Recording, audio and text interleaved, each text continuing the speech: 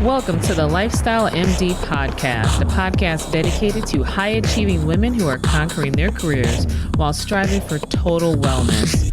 I am Dr. Angela Andrews, and I am thrilled to be your guide on this journey. Hello, welcome to another episode of Lifestyle MD. I am Dr. Angela, and I am so excited to have Dr. Carrie, Dennie on with me again today. Licensed naturopath, owner of Vibrant Wellness. And we have had many conversations already in the past, and I'm so overjoyed to have you with me today to talk about wellness. So go ahead and remind our listeners who you are and introduce our topic today. Thank you for having me. Again, I am Dr. Carrie, licensed naturopathic doctor, acupuncturist, owner of Vibrant Wellness, and awesome fan of Dr. Angela. Thank you. You know, I love you. We're talking today, like you said, about wellness. And it's a topic that, you know, kind of just came out of nowhere. I feel like I don't remember hearing that word as a young child or even a teenager when I was starting to get an interest in medicine. But anyway, it's something that I think so many people have opinion on. You know, there's information overload nowadays with all of the different apps and websites online and just Google in general. And so I thought this would be a good topic for us to help clarify and clear up for people. 100%. We are experts in our field, and our expertise definitely will bring, again, like I said, more clarity and just get people to understand what it's all about. So 100%. You know, our hope is to help people not to develop diseases, right? And we've had conversations how some individuals will perceive that they're well just because they haven't been diagnosed with something, and will often neglect some of the early warning signs that things might be kind of snowballing out of control or heading towards some direction. Sometimes those are obvious things like hypertension, diabetes, metabolic disease, insulin resistance, things like that we'll talk about another time. And other times they're more subtle things like maybe not thinking as clearly, having some gut health issues, fatigue. And some of those things are more nuanced, and patients don't always see the connection between their lifestyle choices and all the little things they do on a daily basis and how it impacts their overall wellness. Yes. So we've got three big kind of like high level topics. First, wellness is not the absence of disease. Second, you came up with balance is a misleading term. Love that. It's a very important component of wellness because it often zaps away our wellness when we try to achieve that. Yes. And also it's all about thriving and not surviving. So those are the three areas we're gonna kind of like hit on. So let's expand a little bit more on the apps or how wellness is not the absence of disease. What do you want to add there? So I want to add that first, wellness is about actively making healthy choices on a daily basis to foster just more sustained and optimized health. And that's the piece that I think a lot of people miss because, like you said, I don't have any symptoms, or I don't recognize that I have any symptoms. I'm healthy. And that is not the case. That's why, you know, a large portion of our society lives a very sedentary lifestyle. When they're sitting in front of the TV, they feel great, right? But there may be, like you said, subtle or even more overt symptoms and things that are going on that they may be ignoring because they don't choose to pursue wellness on a daily basis, which is literally what it's all about. The other thing in regards to wellness that I really don't hear a lot of people talk about is awareness and being in tune with your body and listening to what your body is trying to tell you, because that's all that signs and symptoms are, warning signs from our body that something is not right. And with our busy lifestyle that we have here in the United States, and the fact that people are a lot of times on the edge of burnout or burnt out and just overwhelmed with all of the things that they have to do, it is so easy to mentally and physically just tune out and not pay attention into your body until something bad happens, right? And we see this a lot with people that are high achievers and like to use the phrase, I'll sleep when I'm dead. You won't. Oh, gosh, that's a whole nother. You won't sleep when you're dead. When you're dead, you're dead. Your brain is not, it's not working, right? Yes. And this may be a topic we talk about in the future too, right? But just how important sleep is for repair and for cleansing and replenishment and actually integration of thoughts and ideas and all of that. And so again, if you are high functioning and it's not your priority to sleep, you may not realize you're doing your body and yourself and your business even a disservice because you're not allowing your body the time to rest in order for those processes that go on during sleep to happen. So again, that your body can function optimally. Yes, you're spot on. I already have that on the dock. I want to do a series of episodes on the topic of sleep because it's such a big subject and it's really important to me. And one of the reasons I think it's jumped out to me as out of all the things that we talk about when we tell people about pursuing wellness and what that means in terms of their lifestyle, I feel like sleep is one that patients neglect or place the least amount of focus on for that reason that they think, well, I have all these other things to do. I'll sleep later.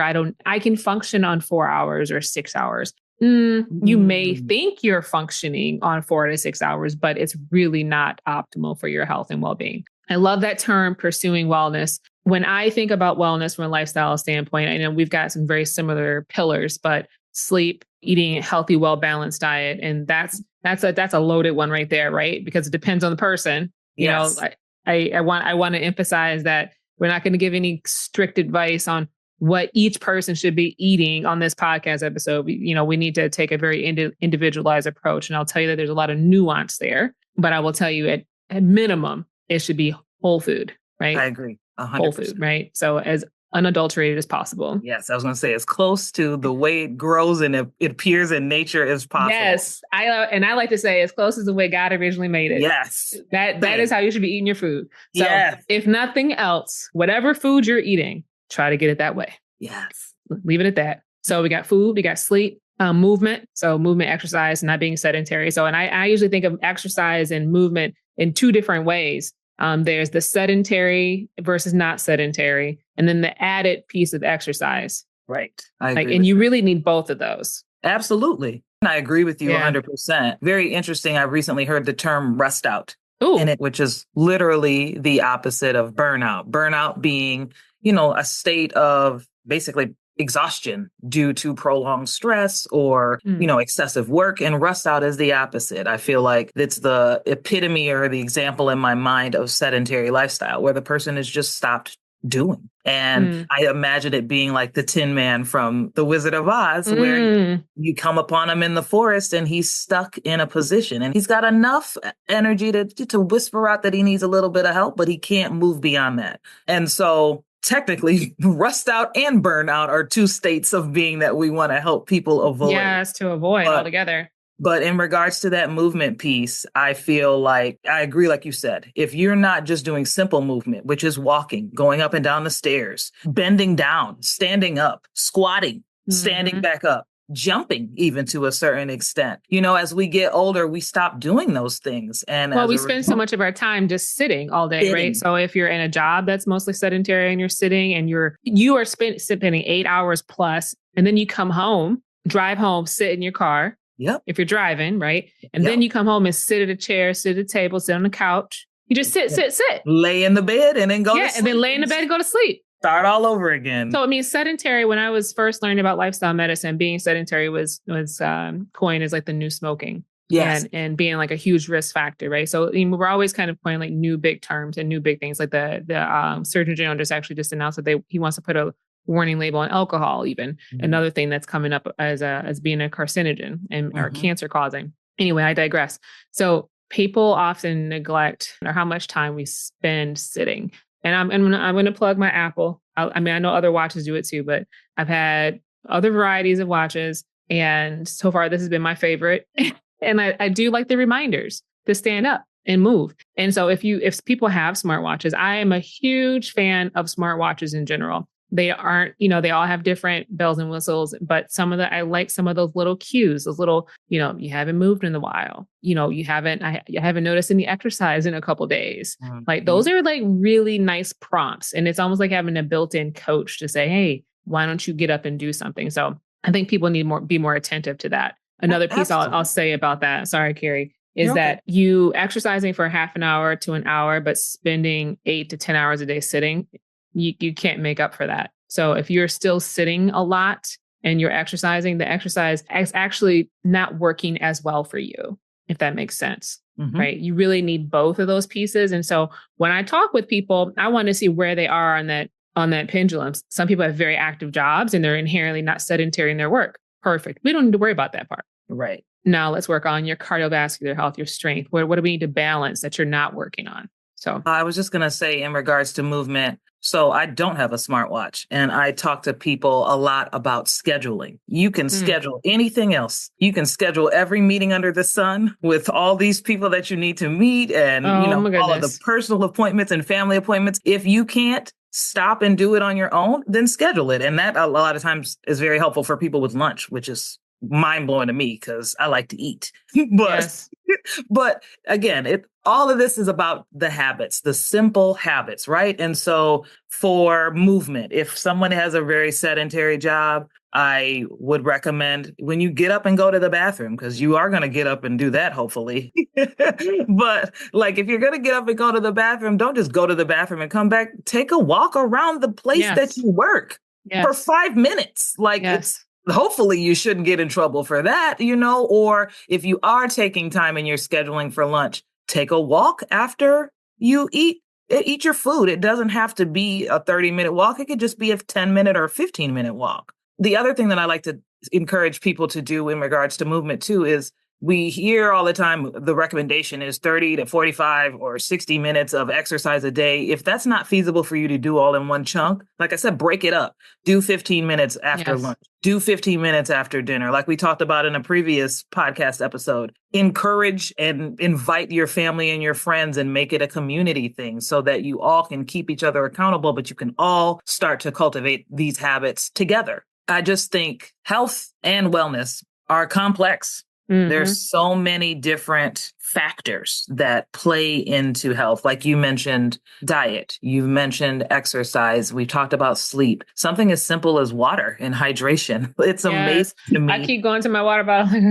Me too. I got like 3 of them sitting on this desk right now. But it's amazing to me how there are some people that drink no water at all. And so again, I hope that that your listeners hear what we're trying to say, which is wellness is about being active, doing these small steps every day and making it part of your routine so that, again, you are helping your body function as optimally as possible and so that you can recognize if you are starting to get sick or if something is starting to happen so that you can be proactive about it. And having some metrics on what you need to do in all these areas and hold yourself, accountable, right? Striving for a certain amount of sleep, striving for a certain amount of movement, striving for eating certain foods and whole food types. So we talked about sleep, we've talked about nutrition, we talked about exercise and movement and social connection. That's it. Social connectedness. So something else is, and tied into that is purpose. I feel like purpose and social connections are kind of like interlinked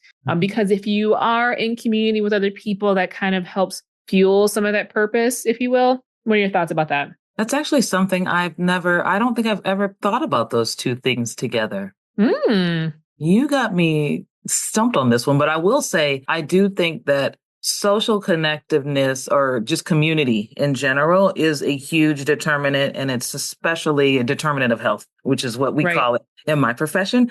But you're starting to see studies and even documentaries and things about communities where men in specific have a strong community and how they live longer and healthier lives as a result versus, again, here in our American society, where a lot of times the men tend to be a little bit more isolated or just don't have the long lasting friendships that those other communities may have. And so I do think it's definitely important, but I agree with you. Purpose, again, something I never thought about, but it's huge. I just think about my life prior to me realizing and seeking my purpose and how different I was, just even personality wise and community wise, the way that I was interacting with people was definitely, I don't want to call it negative, but there was more negatives to it, more so than now, right, where I am walking in my purpose. Even when I just identified the purpose, it was literally like a weight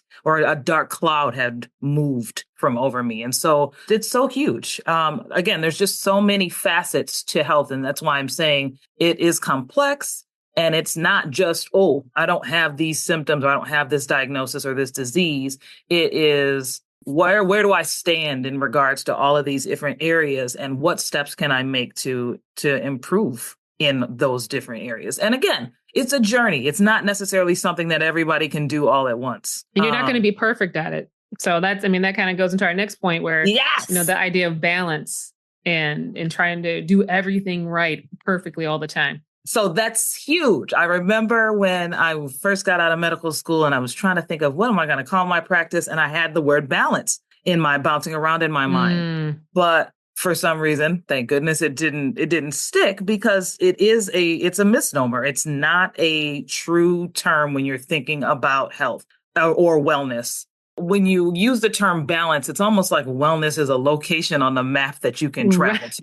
Ooh. And once you get there, right? Oh, everything is going to be great. The same thing applies to anything worth having, though, in life, right? People think that marriage is the pinnacle. Once you do the wedding, right? Oh, everything's going to be great. We're in this state or this place of happiness and this bubble, and nothing is going to rupture the bubble. Everything's going to be great. No, the work still continues on day after day after you have achieved that goal of marriage. And same thing applies to wellness. It is not a static thing. I remember being in school and we were talking about homeostasis and how my teacher was like, that the word shouldn't be homeostasis. It should be homeodynamic, because you're not static at any point. It's not static. It's a constantly fluctuating. That's good. Thing.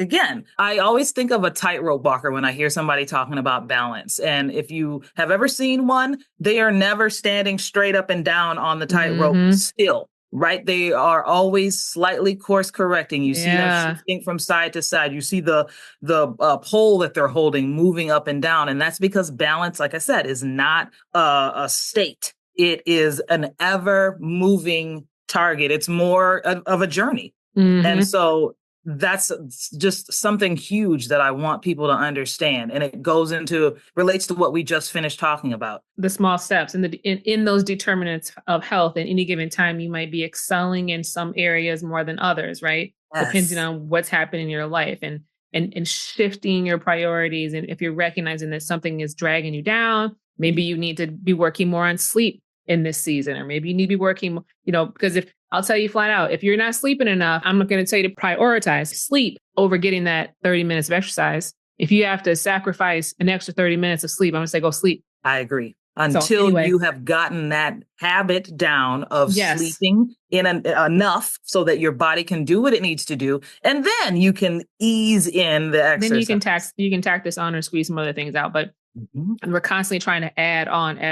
You have to recognize that sometimes you actually need to let some things go also. In talking with a lot of women who, especially, the high achievers, the doers, just all piling on and having this unrealistic expectation of being able to do it all and do it all well and somehow be healthy. That is almost an unachievable goal. I don't want to. It's not even almost unachievable. I'm like, I don't want to. It's 100% unachievable. I'm not even gonna mince words here. That's crazy.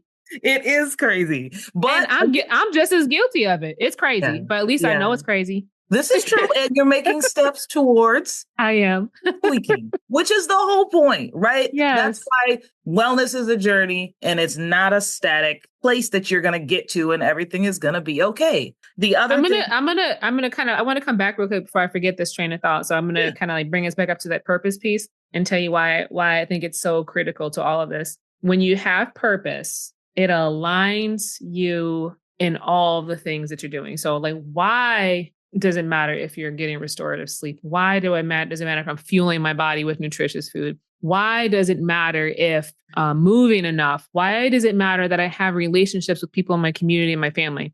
You have to have a purpose behind you in order to really be moved to care. Yes. And when people lose that purpose, they lose the reason for making the effort to do these things. That's right. Good. And when you have that purpose and that purpose is bigger than you, and having purpose outside of you is powerful, right? That's good. Because That's now the you're not just motivation. doing it for you. Yeah, Because that's the it's not just motivation. about you, by the way. This is true.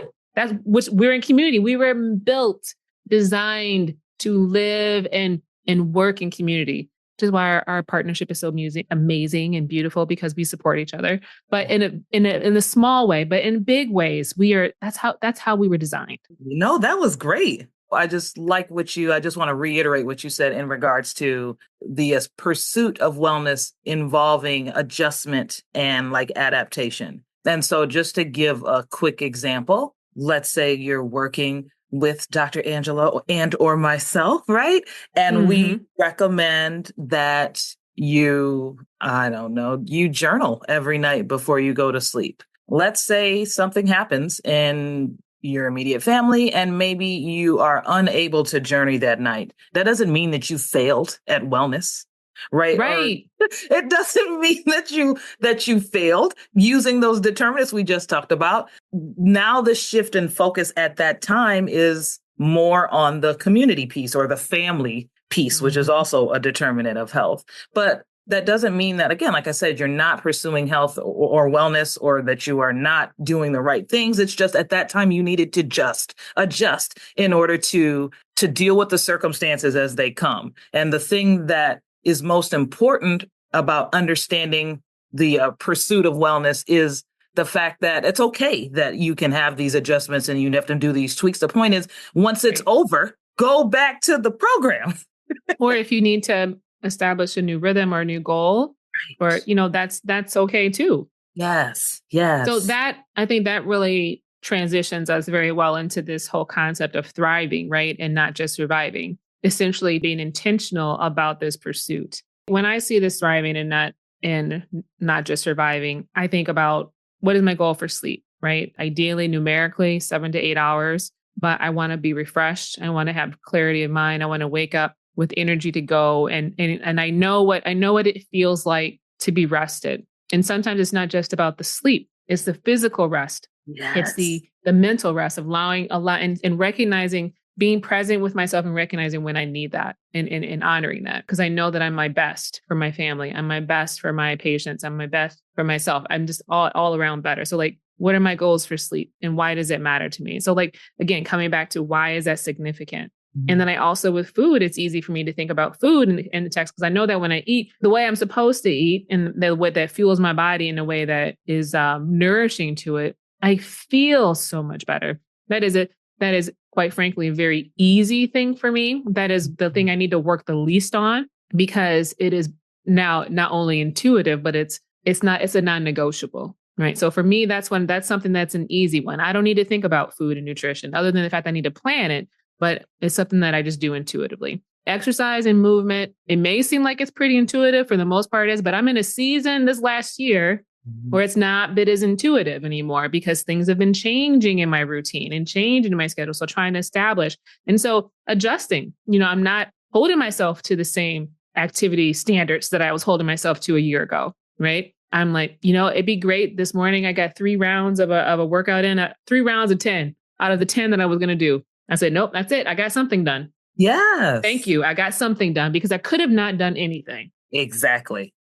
Right. And so changing that. So that's an opportunity for me, but I'm okay with that right now. My big focus right now is the sleep. So I'm like, I'll do the best I can there. I just want to check something off and make sure I'm moving. Right. Purpose is another one. I think both of us are starting to knock it out of the park with that one. Yeah. It's really what keeps us going on a day-to-day basis. But the social connection and this, we didn't talk about stress management specifically. I feel like stress. That's a whole nother podcast. Yeah, we'll table stress. Yes. We'll table stress. But I'm not sure where I stand with social connections and community. I mean, yes, I am. Yes and no. I guess I don't think about that one as much. And I've always described myself as an introvert. Which is mind blowing. I have really gotten to know you. It's exhausting. Aww. I don't like socializing. I really don't. Well, we can't tell. Let me tell you. Well, I've adapted.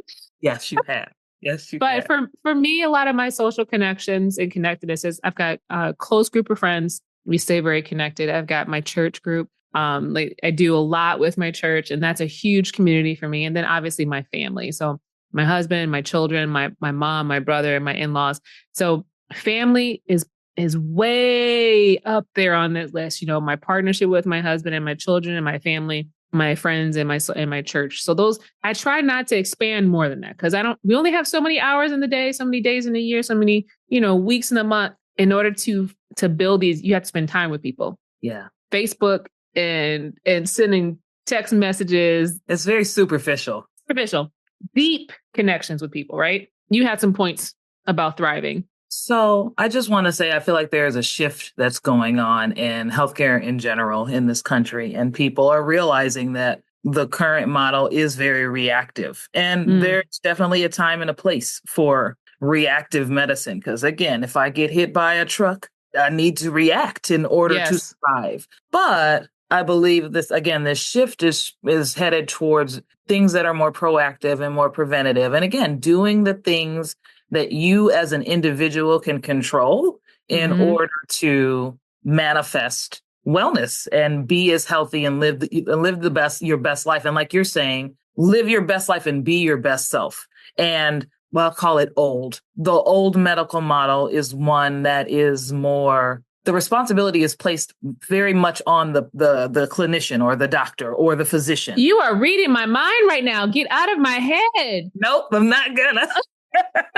That is exactly where I was about to go with my thoughts. Go ahead, go on. But it's like the current model is everything is placed on the doctor. And again, depending on the situation, let's take the car accident. If I have broken my femur, the responsibility is on that emergency room doctor to help put me back together. But there is an onus on the individual person themselves that is not emphasized a lot. And I believe that that's what this shift is doing. And this is actually what we're talking about on this episode, which is you got to do your part. Yes. Even if you wanted to place the responsibility on your primary care doctor, let's say, for example, you usually only see them once a year.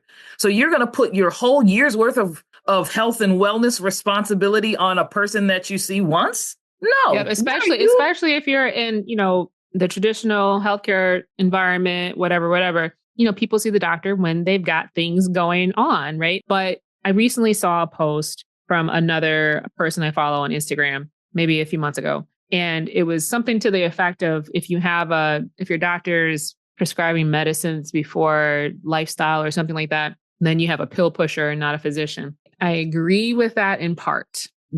It's not the physician's job necessarily to be your health coach. I'm sorry, it isn't. The way that it is set up now, you're correct. It is not that person. No, it is not the physician's job. It is not and not in the current.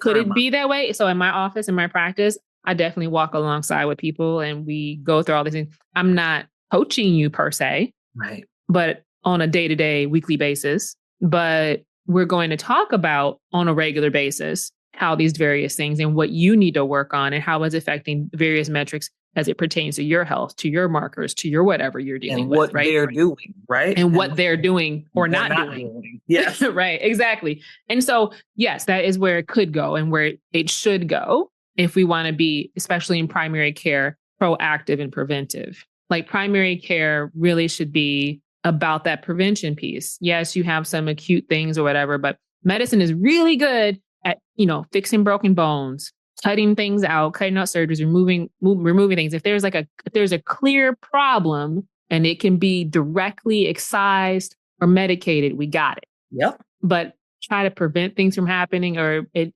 not make quite sense. And I feel like so much more what people are dealing with in modern day is much more complex. Oh, totally. Right. And there's a lot of information out there, too much information overload. People don't know what to trust. So that's also made it hard. So this is where I feel bad and I understand the confusion because there used to be, knowledge was passed down, things that we learned from our aunties, our grandmas, our uncles. It was shared knowledge, all these things about life, about eating, moving, living, being a good human being, all this stuff. We lost a lot of that. Coming back to that social connections and that community piece. Yep. Why it's important. Yep. So we're trying to fill these voids. We're trying to, but it's going to take more than just clinicians. Absolutely. And I will say this statement, it can be taken as controversial, but it's a suggested solution to the problem, which was when I was in school, many of the naturopathic doctors that were teaching us were very much for us kind of sliding into that space that you're talking about for potential primary care doctors to start to include, which is the lifestyle and the determinants and the more day-to-day or regular support, and you can call it coaching if you want to, but like we're talking about, to help people with these steps that they have to take. Right. Because to your example, back in the day, life was definitely a whole lot simpler when you had your town doctor, right? And now things are more complicated and there's so much of everything everywhere. There's so much responsibility that's on us as individuals, and then expand that as employees and entrepreneurs and spouses and parents and, and children. And so it's just so easy to ignore yourself. And so again, the responsibility of maintaining and walking in wellness should be on the individual. And if you don't know where to start, or if you need someone to help you devise a plan and to help keep you accountable and help have someone to engage with you more on a regular basis, like that's what I do on a daily basis. There you go. And not to just pub myself, but like, I honestly believe this is going to be what we're going to see medicine transitioning. That's what we see now. It's what we already see now. And, we're a direct primary care practice, and we have the time to be able to do those things with people. And you and I are in partnership. We share patients and clients, and depending on what people's needs are, they can get they can get the help they need when they need it. And it's how between the two of us, between the two of us, literally are very covered. They're very covered. Very covered, very covered. And I do think that more of healthcare could benefit from more partnership. Absolutely. And I will also say that healthcare is gotten a little bit overly complicated, right? Especially from the preventive standpoint. So just as in a little tiny example, I have a patient I'm referring over to see a pulmonologist because I suspect sarcoid. Mm-hmm. And interestingly, she's been having symptoms for many years. And because of all the luxury of time I've had with her in our visits, I'm like, oh, you know what? I've been seeing you for X number of years. And it's occurred to me that this sounds like sarcoidosis. Mm-hmm. And anyway, calling over to the specialty clinic, and they've got different staff people for different types of referrals, different types of imaging, different types of this, that, and the other. And I'm like, I understand maybe a level of complexity. I mean, granted, they're a specialty office, but it's the same thing at a primary care office. Patients are lost in the mix. Yes. They're not only confused by information, but they also don't even know who to talk to or reach out to, who they're getting and whatever. There's just because there's so many people they interact with. And unfortunately, so little time with people. Yes. It's so true. And so to come back to the point, right? I want people to understand that the pursuit of wellness truly is about thriving. I want you to live your best life so that, like you said, you can walk in your purpose. You can be your best self. It's all related. So like you said, the purpose could continue to motivate you to want to make the best choices for yourself. The ability to be your best self and interact with whomever in your life or whatever in your life that you want to interact with will continue to motivate you. The other thing that I think people don't even realize about improving their lifestyle is that they learn that some of these things they actually really do enjoy. They just didn't have the time or the knowledge or whatever to make it a regular habit. We are about proactive care. We're about preventative care. We're about people optimizing their health and integrating these simple things into their lifestyle so that they can be their best. I do want to say, because this always comes up, that even in the midst of doing all of that, that's still no guarantee, right, that you won't get sick at some point, because that's unfortunately how life works. But I think of a client that I had a while back. She had, I think, colon cancer for the third time. And so unfortunately, their treatment was to resect the whole colon. However, all three of those times the cancer never metastasized outside of her colon at all.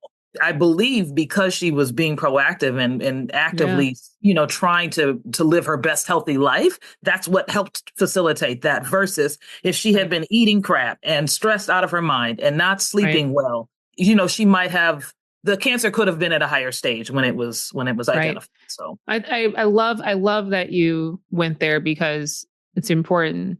We've got lots of patients and clients where, and myself included, where you can make all the best efforts toward being healthy and having wellness, and bad things will happen. Yeah. Cancer and dementia being two big ones that we don't have a good handle on, right? Right. And those things are unfortunately parts of our reality. And then you have things like metabolic diseases, which are preventable. I mean, those are kind of like three big ones, right? Mm-hmm. So and then cardiovascular disease and vascular disease and strokes and whatnot. Yes. There are some things that you can do a really good job at preventing and decreasing the risk of. And for the things that you just have the misfortune of having gotten rolled a bad hand or dealt a bad hand, so to speak, the more emphasis you place on trying to be intentional with your wellness and trying to strive for these determinants to be, as optimal as possible, you're more likely to bounce back, recover, and be more resilient in the face of some of these illnesses. Absolutely. I just want to say one more case I just thought of. I have this one I'm really proud of, and I'm really proud of this client because he did the work. But when he came to me, he had a very large ulcer in his colon. He was not diagnosed with ulcerative colitis, though. They honestly didn't understand what the underlying cause was. But when he came to me, he was extremely stressed out. He was not getting good sleep. He was working like a madman. And he literally was having bloody diarrhea to the point where he couldn't even keep on weight. We did work. And he did his things, and he definitely pushed back on me, and he didn't understand why I was telling him that he needed to see his therapist on a weekly basis and prioritize your sleep, right, and focus on eating these foods. But he did the work, and I think it was about 1.5 to 2 years later, and he came back. That ulceration in his colon healed up, completely healed up. As a result, when he came to tell me that, I was like, have you been gaining weight? You got a little belly on you. And he was like, yeah, I got a belly. Like, he was excited about it. He was like, I got to work on redistributing this weight, but I'm very excited that I'm able to put on weight. And so I'd say all of that to say that, again, health is a journey. All of these pieces that we're talking about are so important, and it can be done. Yes. You can optimize your health. You can improve any chronic diseases that you're having. I'm not saying cure, because I don't do that, right? But you can definitely improve. And again, if you need somebody to help you, that's what we do. And that's what we're here for. And that's, I think, honestly, it's why we're so passionate, because we see the benefits, we see the results that people get when they prioritize optimizing their determinants. So, right. Yeah. It's a worthwhile journey. It is. It's a worthwhile pursuit, and it's something that we're extremely passionate about.